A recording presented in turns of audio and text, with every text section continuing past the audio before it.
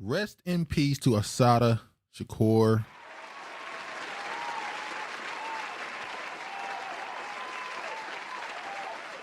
Assata Shakur died at 78, convicted revolutionary found refuge in Cuba.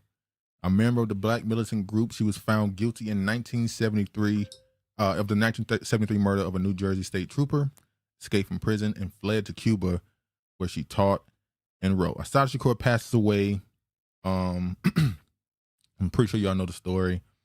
Once a Black Panther turned a member of the Revolutionary Army, Black Revolutionary Army. She ended up in some situation with a state trooper. They tried to get her for kidnap and all these other things, 3 other charges. She was able to beat the other charges, but they found her guilty of the murder of the state trooper, even though the evidence suggested that there's no way she fired at the state trooper because of her own injuries that she suffered. She went to prison where she said she was tortured. And around in the 90s, the people decided, we're done with this, we're getting out.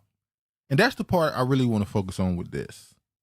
I talk a lot about the people who were considered our black leaders back then, and how they were actual, truly revolutionaries who were willing to take action for things they believed in rather than just doing what we do now, which is, let me go protest, let me go online and ask for some signatures on some change.org BS or something like that. Back then, they had boots on the ground. They were willing to sacrifice. But like I said, once again, regardless if you agree with them, she joined the Marxist-Leninist group. Whether or not you believe in that cause or that agenda, the point of the matter is they did what was necessary for what they believed in. You know, for years, America's been trying to get her extradited back to America, particularly New Jersey. Cuba has denied them. She was given protection. And there's a theory I got, but I'm not going to say it right now. I'm going to allow, because her daughter came out and said that she passed away into the afterlife and she's no longer with us. And I want to show this particular part. I want to read this particular part right here.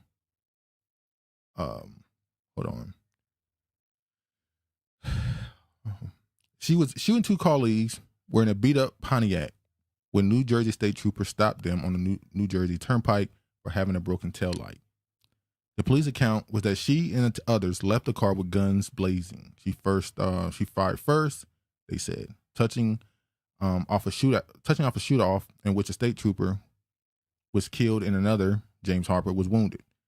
One of Miss Shakur's companions, James Costin, who was wounded and died later, she too was shot in the left shoulder and underside of her right arm.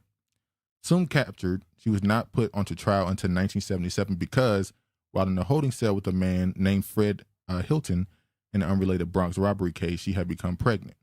Miss Shakur's version was that she never held a gun in 1973 morning and that her arms were in the air when she was shot. Her lawyer says she was mistreated in jail and given poor medical care. Doctors testified on her behalf that the wounds supported her claim that her arms had been raised. I read that and it reminded me a lot of Mike Brown. When Mike Brown was killed and they kept, doing these reenactments of how the shooting happened, and the officer said that Mike Brown turned away from him, got in his car, then Mike Brown ran back to his car, attacked him while in the car, then he shot him, and then he ran, and then he turned back around and ran towards him again. That's how he shot him so many times. But when the coroners and the people got together and did the actual reenactment, every bullet that hit him seemed like it started with his hand raised and then him falling to the ground and continue to be shot.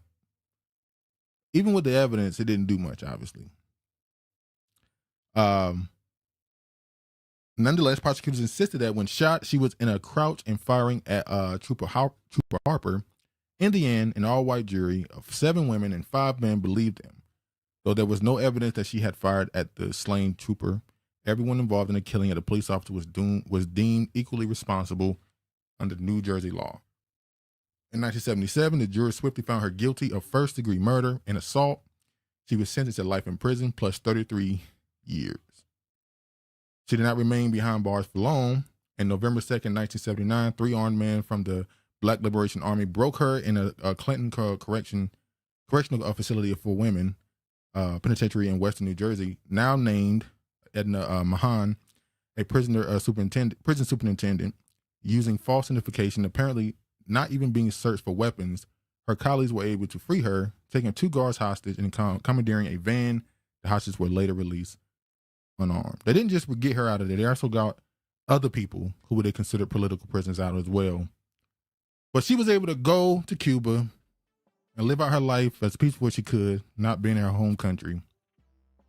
And she passed away, especially considering this year, apparently Trump, or at least the American government, have ratcheted it up how much they wanted to try to get her brought back to America. But I'm going to say this and not stick on it too much.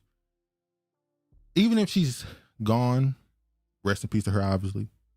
But if she's not, and this is just a way for her to just be able to get completely away from the attempts of them to try and get her extradited, either way, it's a celebration. So rest in peace to her and condolences to her family.